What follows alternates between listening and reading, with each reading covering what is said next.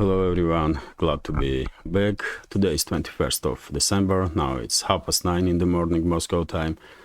I'm Levan Gudadze and this is my first update for the day in which I will share all the main news that are making headlines in Russian media outlets and Russian language pages on different internet platforms for this moment.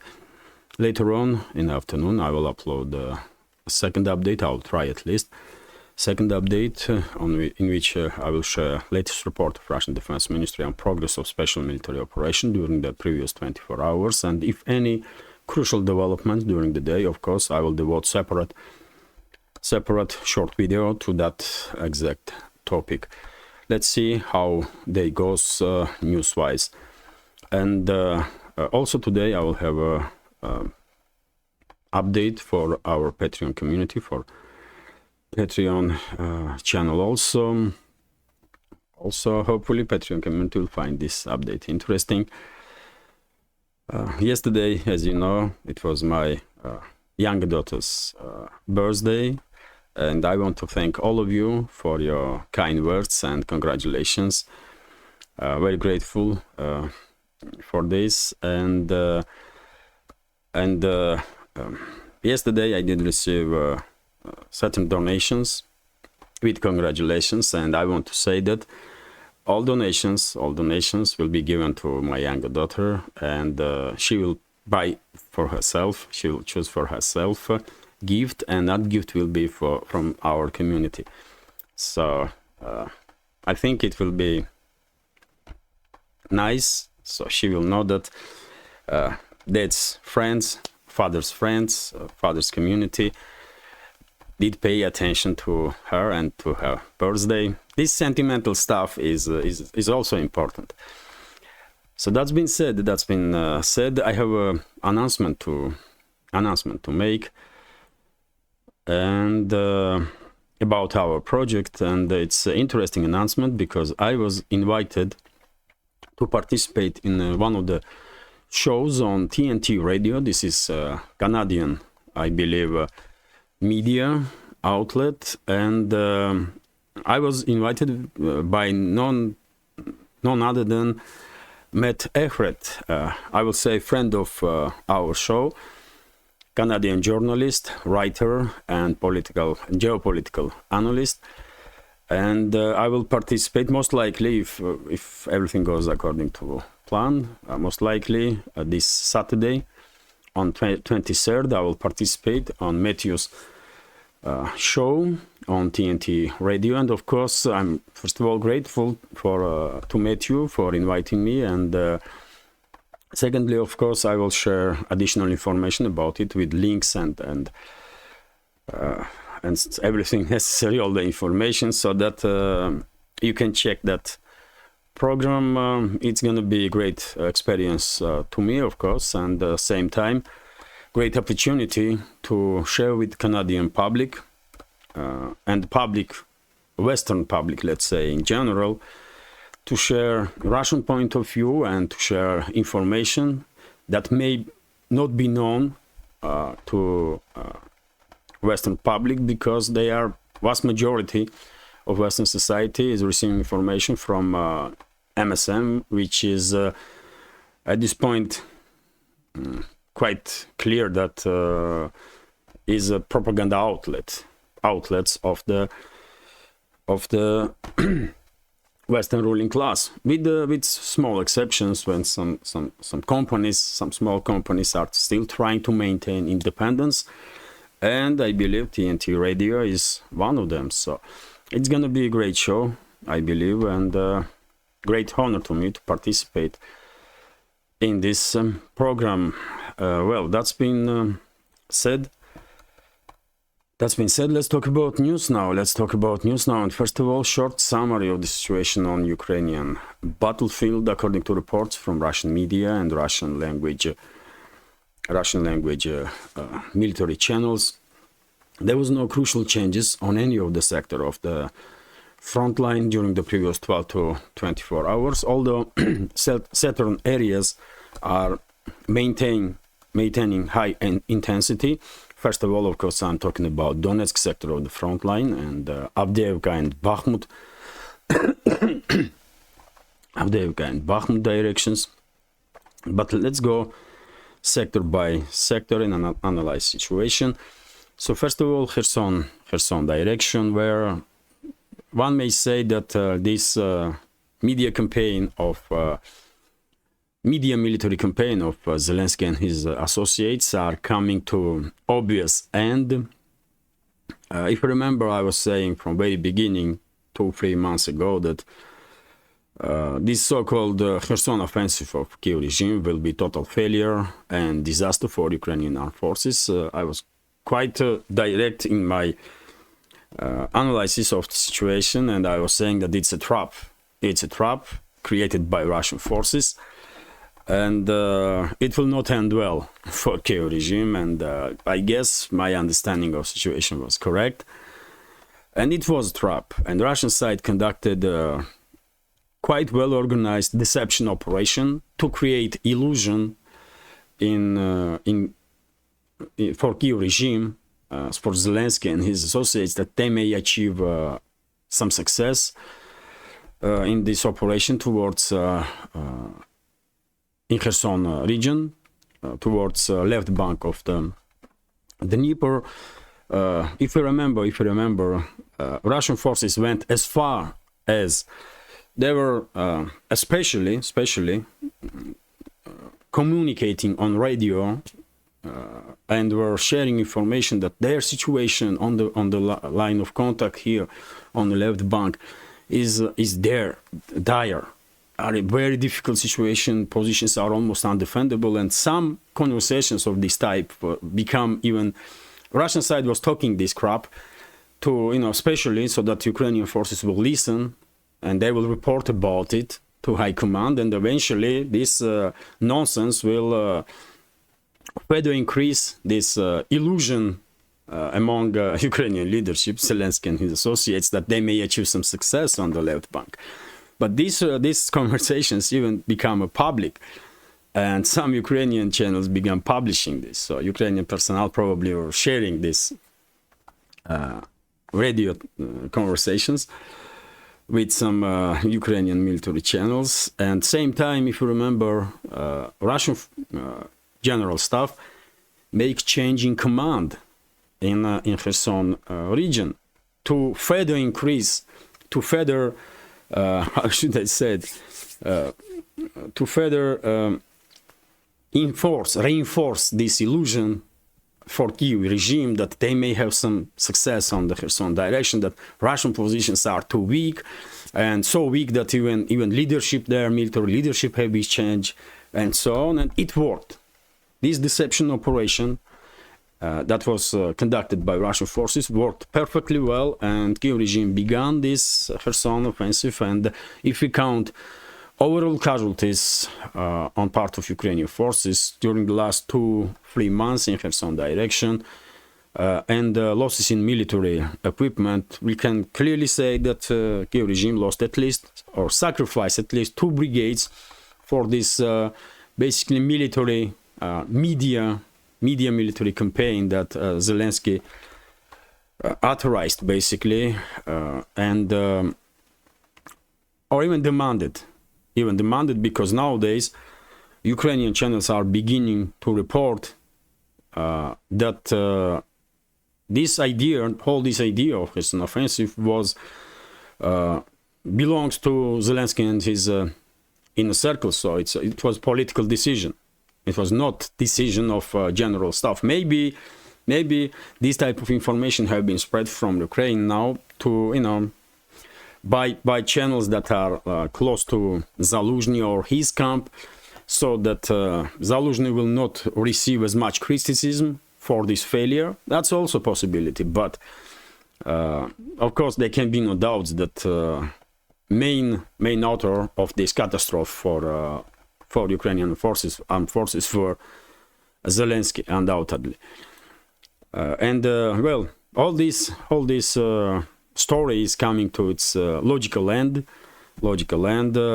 Trap did work perfectly well. Russian trap did work perfectly well for time being, and at this point, we did see significant decrease in attempts from Kiev regime to conduct these suicidal crossings of the Dnieper river. Manpower in, let's say, Krynky, for example, only foothold that Kiev regime managed to establish on the left bank, and Kiev regime was allowed basically by Russian side to have this foothold.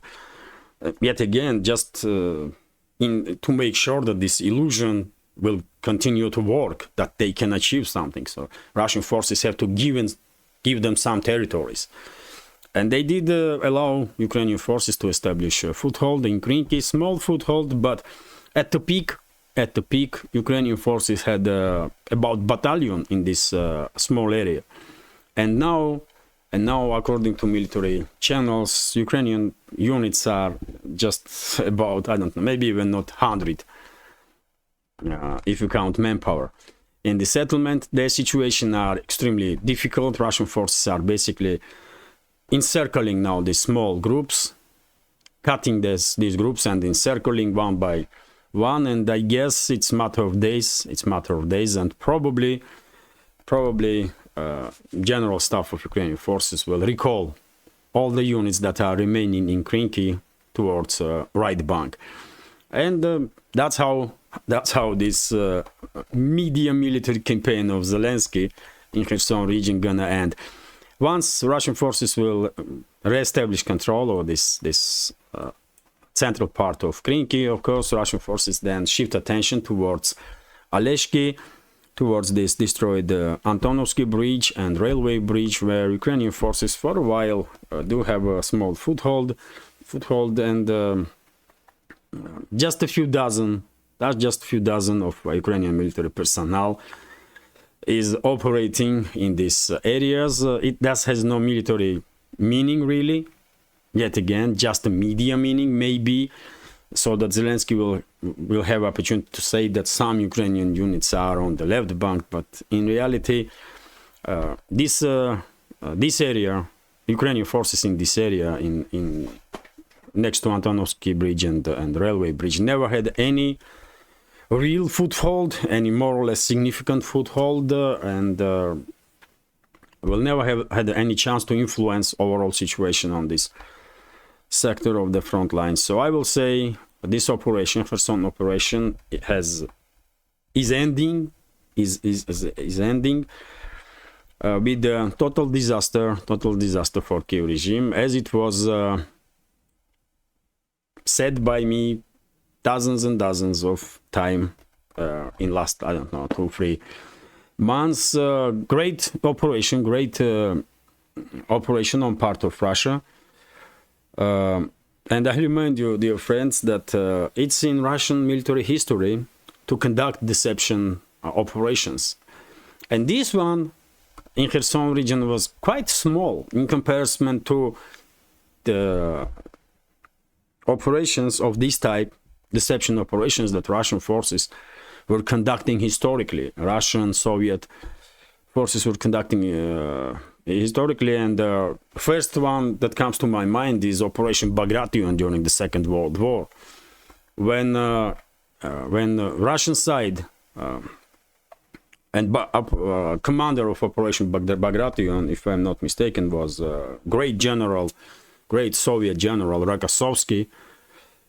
And this operation was so successfully done in terms of deception that German military headquarters or German commanders never realized that Russia was planning Soviet Union was planning huge counteroffensive from Belarus.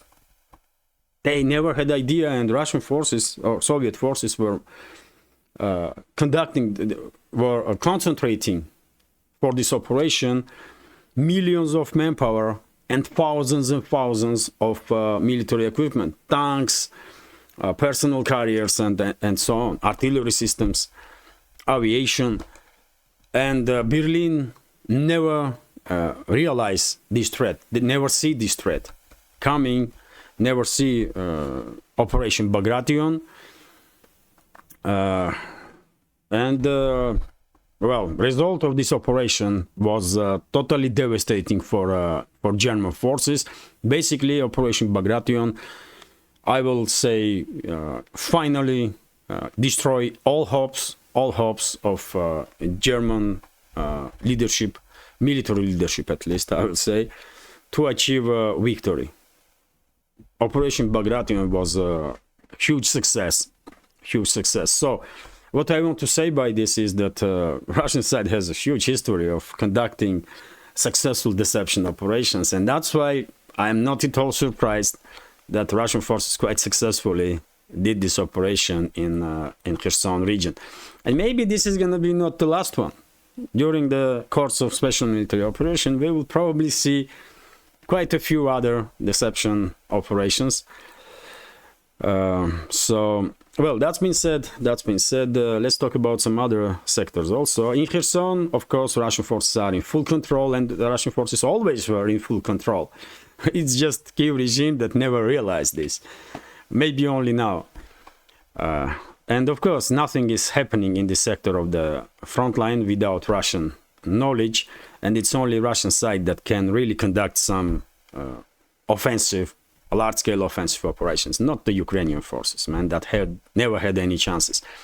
When it comes to other sectors of the front line, Zaporizhzhia and South Donetsk sectors, well, situation for Ukrainian forces in Zaporizhzhia sector is becoming difficult as day goes, day by day, and more reports are coming in that Russian forces it's Russian forces that are increasing pressure on their opponents, especially in Orekhov bridgehead area. And well, if things go as it's are currently, if Ukrainian units are unable to at least reinforce their current positions, then I believe it's only a matter of days, and we will see battles for Rabotina settlement, only village that Ukrainian forces managed to establish control over since the beginning of this so-called counteroffensive. And I remind you, dear friends, that Zaporizhzhia sector is was main axis of Ukrainian counteroffensive.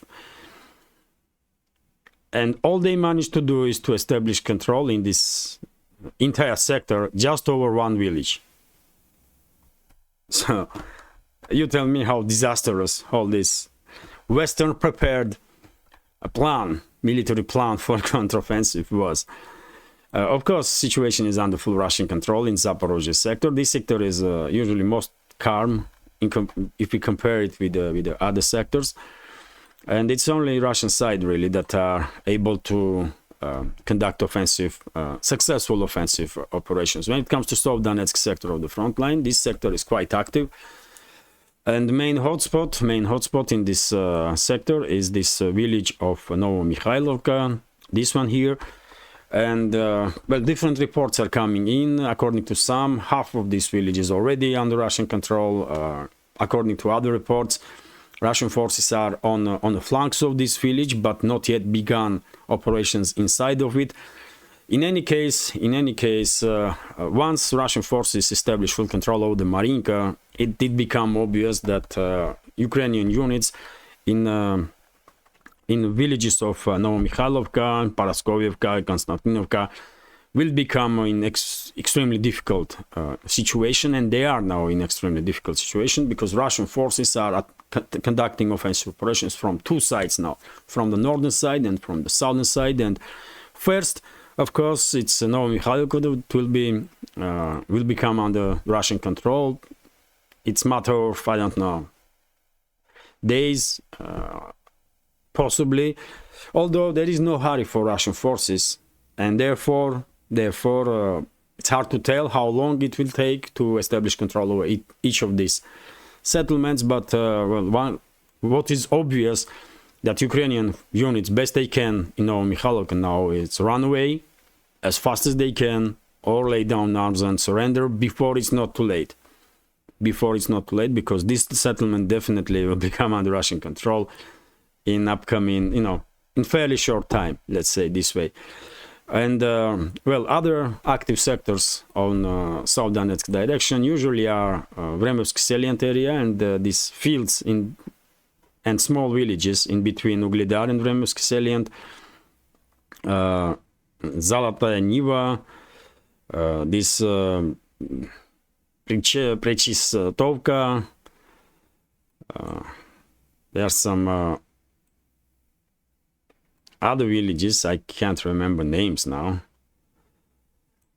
Area in between Novodonetsk and Vremyevsky salient, but well, it's only, yet again, it's only a matter of time, I guess, and Vremyevsky salient yet again will become under full Russian control. Ukrainian forces never had any chance in this sector of the front line, and I remind you that once this Ukrainian counteroffensive began, they had two main axes, isn't it?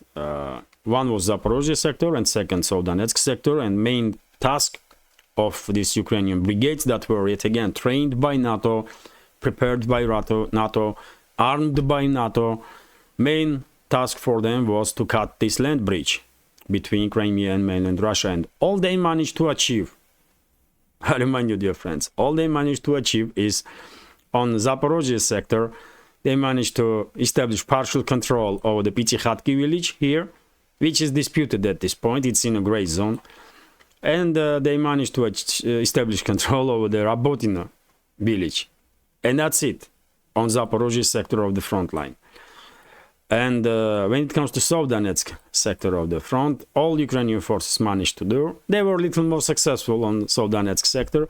They did manage to establish control over the southern villages in Vremyevsky salient. Urozhaynaya, Staromayorskaya, Makarovka, Blagodatnaya, Neskучная. Although I remind you, dear friends, that Ukrainian forces lost quite a number of brigades while trying to establish control over these villages, and eventually they lost the battle readiness. They had so much casualties in Vremyevsky salient area that they were unable to continue further offensive. That's how devastating clashes in Donetsk and Zaporizhzhia sector of the front line were for Kiev regime. And I remind you, dear friends, that according to Russian Defense Ministry, since the beginning of the so-called Ukrainian counteroffensive, on June 4th, Kiev regime lost more than 150 military personnel, 150,000 military personnel, all along the front line, not just in Zaporizhzhia and Donetsk sector of the front line, but on all sectors of the front combined. Although significant number, majority of them, of course, during the first phase, initial stage of this so-called counteroffensive, exactly in Zaporizhzhia and Donetsk directions. But let's continue with some other sectors. Well, usually I do much shorter summaries of the front line. I will just say a few words about Donetsk sector and that's it. Of course, main hotspots are Avdiivka and Bakhmut areas. In both areas, Russian forces are in charge and are conducting local-scale offensive operations. And more and more channels are beginning, Russian military channels are beginning to report that it's highly likely that Bakhmut garnison, not Bakhmut, but Avdiivka garnison. Avdiivka's situation in Avdiivka is so similar with what was happening in Bakhmut that it's not difficult to understand why I may mistake these two. Of course, I'm talking about Avdiivka, and more channels are reporting that it's highly likely that during this operation, Russian forces will cut Bakhmut garnison in half. And at this point, already we have some indicators that Avdiivka garnison have already been divided in half inside the city. Russian forces mainly are conducting offensives from southern sector of the front line, but reckoning force operations have been conducted from the north also. Like day before yesterday, I did share a photo of chemical plant in the northern industrial zone of Avdiivka. It's a total devastation there. It's total devastation, and I believe Russian side will only intensify missile and artillery strikes on industrial zone of Avdiivka, and simultaneously, I believe some Russian side will continue to try to persuade Ukrainian officers and manpower in this area to lay down arms and surrender. And I still believe that it's still high chance that in Avdiivka, history of Bakhmut will not repeat itself, and Russian side will be successful to persuade Ukrainian units to lay down arms and surrender. Otherwise, we all know what is waiting for Ukrainian garrison of Bakhmut. They will spare fate of Bakhmut garrison. That's what will happen. And best decision that they can make is to lay down arms, save their lives, and surrender. And when it comes to Bakhmut direction, Russian forces are active on both flanks, on the southern flank and the northern flank, especially in the northern flank of Bakhmut, and forward units of Russian armed forces on daily basis getting closer and closer to Chizhov Yar, mainly from the northern western sector, because, as I said quite a few times before, Chizhov Yar is on high ground, and it's not preferable to conduct strike from southern side. It's going to be significantly easier to do offensive on Chizhov Yar from the north, from the west, and that's why in the northern western flank of Bakhmut, Russian forces are more active and gaining more and more territory as time goes by. They are preparing ground basically to begin operations against Ukrainian garrison in Chizhov Yar. And when it comes to southern flank of Bakhmut, main hotspots still are area between Kurdyumovka and Klishchevka. There are reports that Russian forces further improved their positions in Klishchevka area. All the high ground is under Russian control now in Klishchevka and surrounding territories, and at least central and northern western parts of Klishchevka is also under Russian control. At least that's what reports are saying, but well, if we take in account what is left from Klishchevka or Andreevka, these two settlements, it's hard to tell how one can control anything there, because there is nothing to hold on to. It's just field, empty field with some rubble, and that's it really.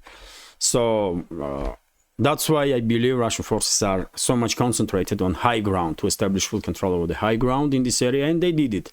They quite successfully managed to do so, and Ukrainian forces retreating. There were some reports that at some areas Ukrainian units just run away, leaving behind wounded soldiers.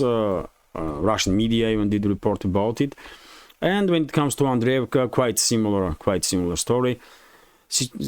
Initiative is in Russian hands, and I believe it's a matter of time when Ukrainian forces will finally receive order to retreat towards channel, towards what channel that goes from Kurdyumovka and northwards towards Chizhov Yar, in between Bakhmut and Chizhov Yar.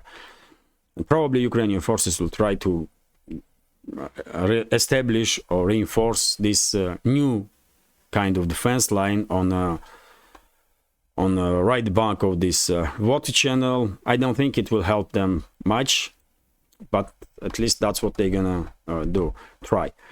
And when it comes to northern sectors of the front line, Russian forces are quite active on Krasny Liman direction and Kupiansk direction. Activity did increase in comparison, if we compare it to previous day, but yet again we are talking about just local scale reckoning force and offensive operations.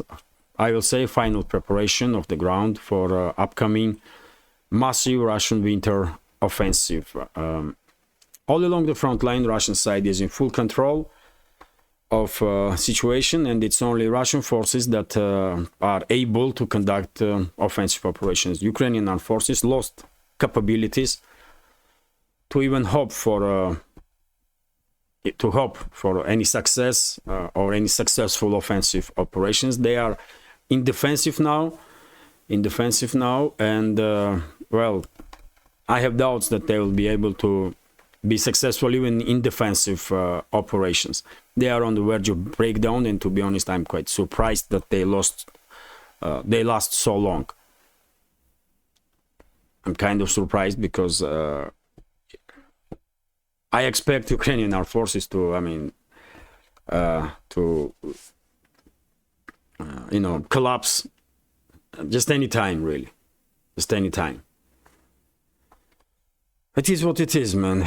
This is when it comes to short summary of the situation on Ukrainian battlefield. Of course, if you are interested in more detailed analysis of these local scale skirmishes on the line of contact, local scale reckoning force operations or offensive operations, I do recommend military channels for this. They are sharing great amount of great volume of information exactly about this local scale skirmishes between their sides. My channel is about news in general, so I could not spend more time on this topic. And well, that's been said. Before I continue, let me thank all of you. Let me thank all of you for your attention, for your time, for your likes, for your comments, for your kind words and good wishes, for your kindness in general, and of course special thank to members of our community who supports my work with donations through PayPal, Buy Me a Coffee, or by subscribing to my Patreon page. Without you, this channel, this project with several channels on different platforms would not exist, and I would not have this unique opportunity to work as a citizen journalist. So thank you very much. I'm truly grateful. Let's continue with the additional news now. And how long is this video? It's half an hour already. Wow. Okay. I will go through at least headlines, and I'll try to make from this video a short update if it's possible. So RIA Novosti is reporting that oh yes, that I did say a few minutes ago exactly this, that on Bakhmut direction, Ukrainian units ran away from their positions, and this happened I believe in Klishchevka area. This happened, I believe, in Klishchevka area, and they left behind their wounded comrades.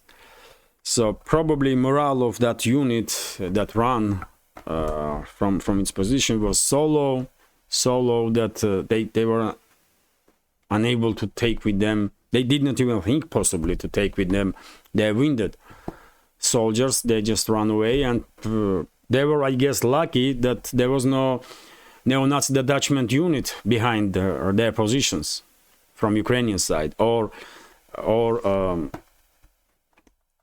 foreign mercenaries units, or otherwise they will be executed by those mercenaries and neo-Nazi Ukrainians, as it happened many times. And I remind you, dear friends, that about 2 weeks ago I did report, if you remember, that platoon of Ukrainian forces were contacting Russian side through radio.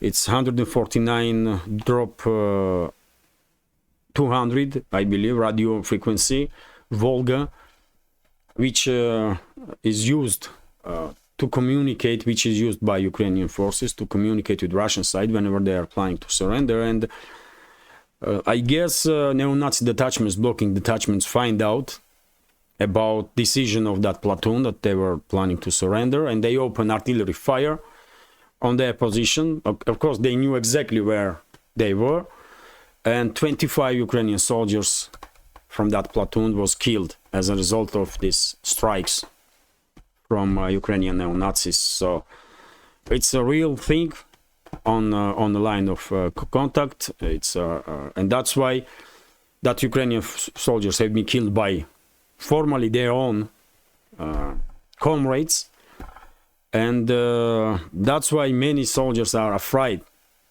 Many Ukrainian soldiers are afraid to lay down arms and surrender, because there is high chance that they will be killed by Ukrainian neo-Nazi detachment units, blocking units, or mercenary blocking units before they will manage to reach Russian positions.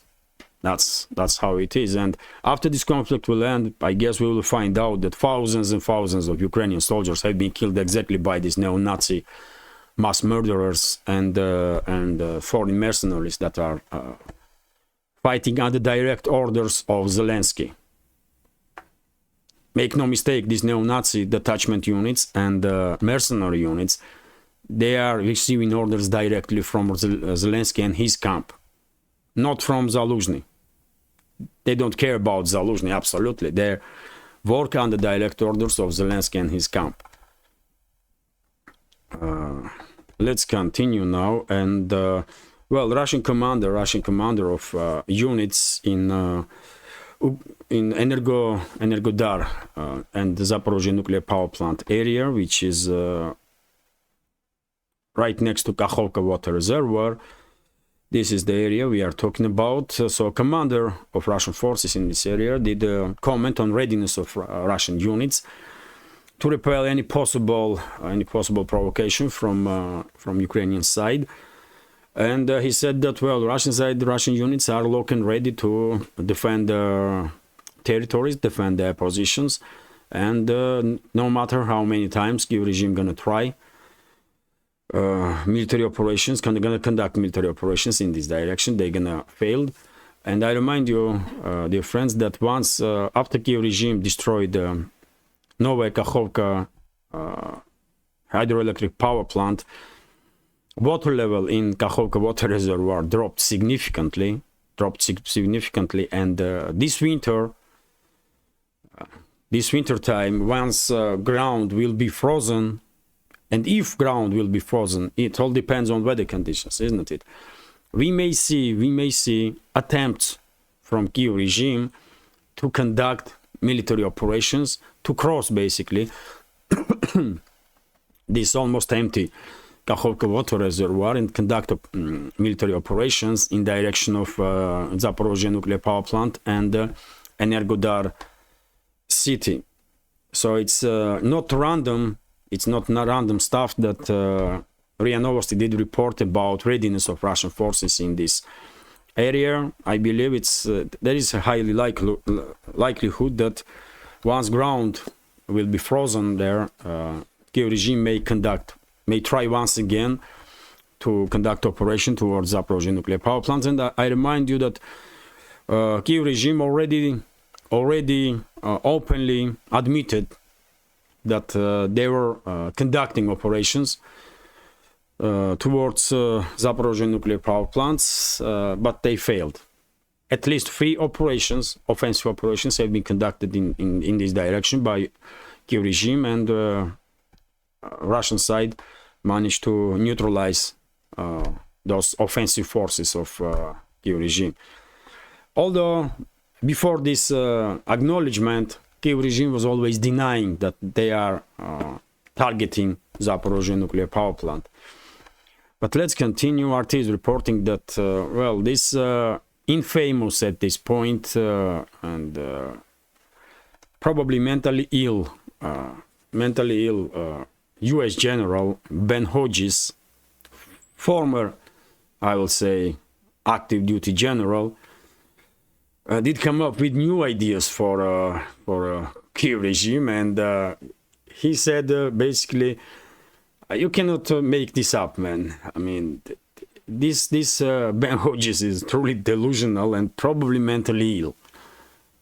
He probably needs some medical attention, because he did recommend Kiev regime to copy Nazi Germany of 1944. So, I mean, Nazi regime in Kiev should copy Nazi Germany of 1944. And he was saying that Kiev regime should begin production of its own military weapon systems. And he said that, you know, Nazi Germany in 1944 was, despite all the losses on the battlefields, were increasing production of stuff. And, well, these idiots have no idea in what condition Ukrainian military-industrial complex is, what financial, material, or intellectual potential Ukraine's military-industrial complex is holding. So, I mean, it's hard to comment seriously this stuff. Kiev regime has no chance to increase production of anything, really. No chance. How we can compare economy of even, Germany's economy even in 1944 with the economy of Ukraine right now, which will collapse in 1 or 2 months' time if will not receive funds from the West. Ukraine as a state exists, formally at least exists, only because of the financial support from the West. And over 1 million people in Ukraine are receiving salaries by money that are transferred to Kiev regime from Europe mainly and from North America. So what this general is talking about, man, really crazy, really crazy. And it's kind of scary, even scary, because this type of this is not some random citizen. This guy used to be high-ranking commander, isn't it? And he became a general somehow. I don't know, man. U.S. military definitely has some issues, man. If this kind of people, this type of people are generals in U.S. Army, then, well, Washington has a big issue in its hands, man. Let's continue anyway. U.S. has a clear plan for Ukraine's future, said Blinken. Well, head of U.S. State Department continues to joke around, really, and maybe he's at this point just ironizing. Maybe this is a humor from him, some sort of, because, well, one may ask what clear plan U.S. has for Ukraine then? To disintegrate Ukraine completely and divide between its neighbors, or what else? Because that's what exactly will happen. Ukraine will be divided between its neighbors. Russia will establish control of the majority of Ukraine, modern Ukraine, and Western neighbors of Ukraine will take Western parts of Ukraine. 80% will go to Poland, and some territories will go to Romania, and well, Slovakia and Hungary will decide between each other who will receive what. I remind you, dear friends, that some areas, Zakarpattia or Transcarpathia region of modern Ukraine in western parts did become a part of Ukraine once it was taken from Czechoslovakia. But Czechoslovakia itself did receive those territories after First World War. And before that, it was Hungary's territory. So Hungary definitely has a claim on this area, because it's, after all, it's mostly ethnic Hungarians who lives there. And that's why whenever we're talking about inevitable disintegration of Ukraine, I'm mentioning that Hungary and Slovakia will probably work with each other who will control what, because historically speaking, that land, Transcarpathia, is definitely part of Hungary, and it will be historically correct, I will say, if Hungary will establish control over it, although Slovakia may also have some claims, who knows. But when it comes to Blinken's statement that they have clear plan for Ukraine, this is not even laughable at this point. It's more and more difficult to take any statement that comes from U.S. officials seriously, man.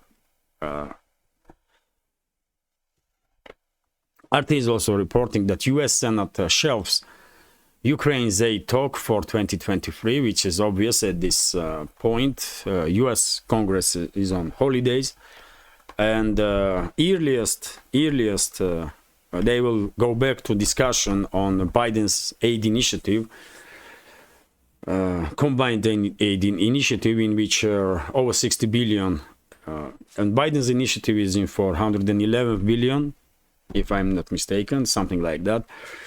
And from that sums, some 60-something billion should go to Kiev regime formally, although in reality, of course, those significant volume will end up eventually on bank accounts of U.S. military-industrial complex and corrupt officials.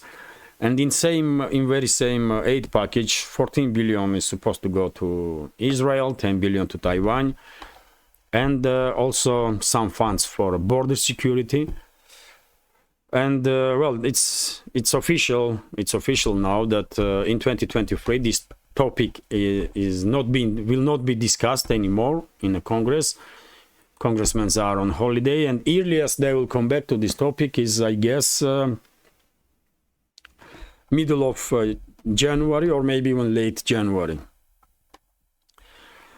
Let's continue. RIA Novosti is reporting, of course, Middle East is also a big topic, and escalation between Israel and Palestine. And RIA Novosti is reporting that Israel declared the evacuation of civilians from Khan Yunis city, from some areas of Khan Yunis city, which is southern Gaza. So we may receive this information as an indicator that IDF is beginning to prepare ground for further increase in military activity, and this time in direction of southern Gaza, southern part of Gaza Strip, and Khan Yunis is a major city there. So it's the biggest city in southern part of Gaza Strip. Also, we have report that Israeli army with assault established control over the city of Seida, which is on the West Bank, which is part of West Bank, not Gaza Strip, but West Bank of Jordan River. So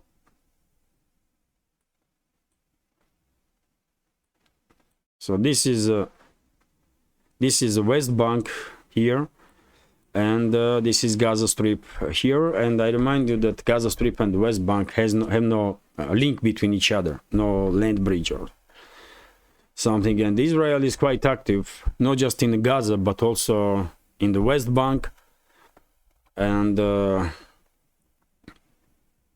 basically West Bank is under complete occupation of Israel and complete control of the Israel. And you may think that West Bank is some kind of monolith and it's mainly Palestinians there, but no. At least half of the territory of West Bank already are occupied by settlements, Israeli settlements. According to UN, those settlements are all illegal. But that's a reality on the ground. So Israel permanently occupies at least half of the Gaza Strip, and since the beginning of escalation, we are on daily basis receiving news that a Palestinian city or another Palestinian settlement has become under fire from Israeli side or under assault. And in this case, we are talking about Seida city. Let's continue. And Reuters reported, according to TASS news agency, that new temporary peace or truce have been discussed between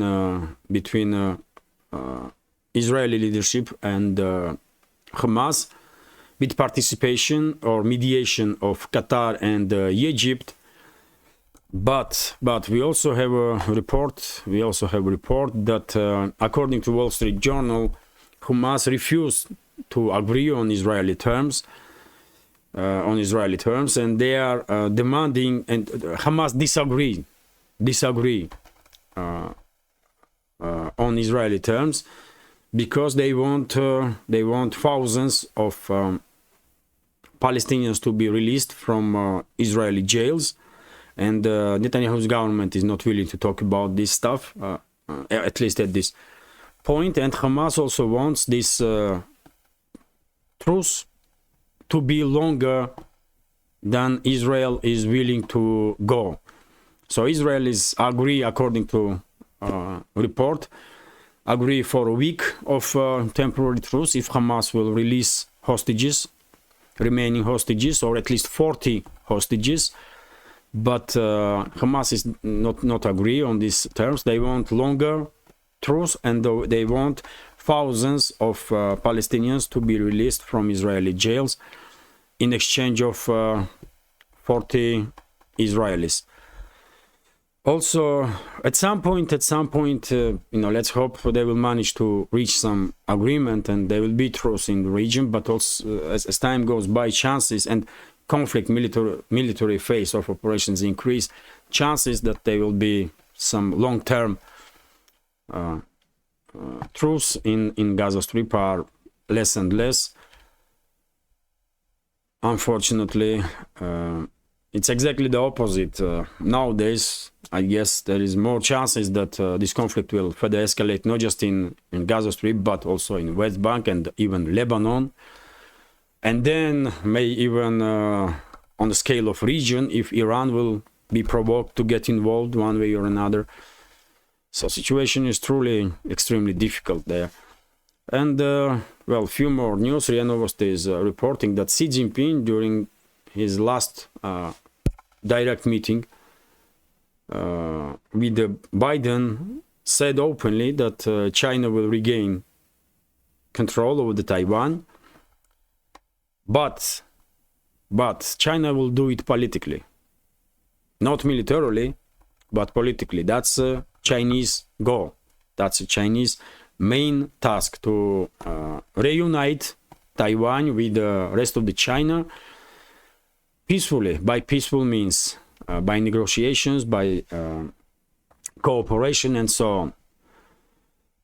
Which is not something new. I did say very same million times before, because that's the official policy of Beijing. They don't want no war with nobody, especially with Taiwan. But well, we all know about it, but point is what Washington plans. And one may say, if Washington or Western ruling elites did quite successfully provoke conflict between Russia and the Ukraine, and if Western ruling class successfully turned Ukraine into their proxy, then how high chances are that same ruling elites of the West will do exactly the same, will manage to do exactly the same with Taiwan? And well, unfortunately, chances that they will manage to use Taiwan as a proxy against China is quite high, I believe, because all the actions of Washington, including military steps in Indo-Pacific region, definitely indicates that they are preparing ground to provoke confrontation between mainland China and Taiwan. And of course, we all know, dear friends, that Taiwan is China. It's part of China.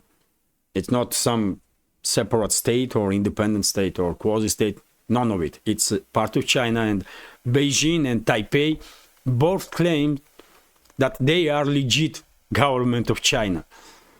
Some people may be mistaken and think that Taiwan is a kind of separate state and they want independence. No. Taiwanese government claims that they are legitimate government of entire China. And their official name is Republic of China. And People's Republic of China, government of People's Republic of China, also claims that they are legit government of entire China, including Taiwan. And exactly, People's Republic of China is, as government, is recognized as a legit one by world community, not the Taiwanese government, although there are several countries in this world that do recognize Taiwanese government as a legit government of China. In Latin America, mainly in Latin America. Although several of them did recall this recognition in previous years, I believe. But let's continue. And RIA Novosti is reporting that in the relationships between China and Russia, strong foundation have been created or built, said Xi Jinping, Chinese leader, during his meeting with the Prime Minister of Russia, Mikhail Mishustin, who is in China and conducting meetings. I did report about it with high-ranking Chinese officials, and of course delegations of two countries are in talks and discussing, I believe, many very important topics. And well, this is a big deal. This is a big deal because Prime Minister Mishustin is a businessman. He don't really cares about politics much. He's clearly a businessman. He cares about stuff to be done. He's very practical in his approach, and I believe this visit of Mishustin will be very successful. And economical cooperation between China and Russia will further intensify, and significantly intensify. Also, RT is reporting that EU members government vows to not seize Russian property.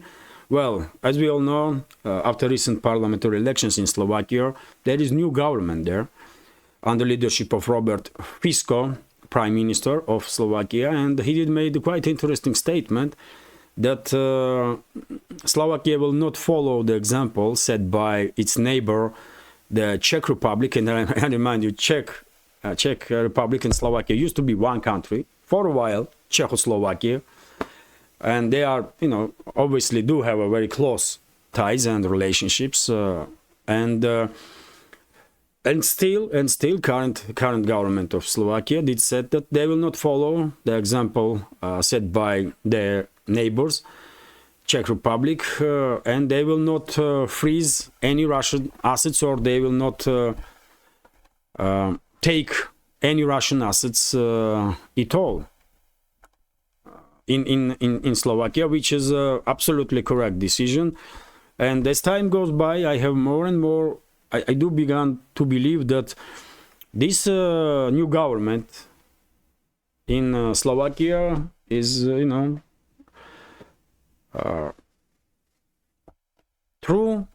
stays true to its promises, which is somewhat a little bit surprising because after what happened in Italy, when Meloni became a leader there, and how quickly she changed, and how quickly her government changed, I become quite skeptic that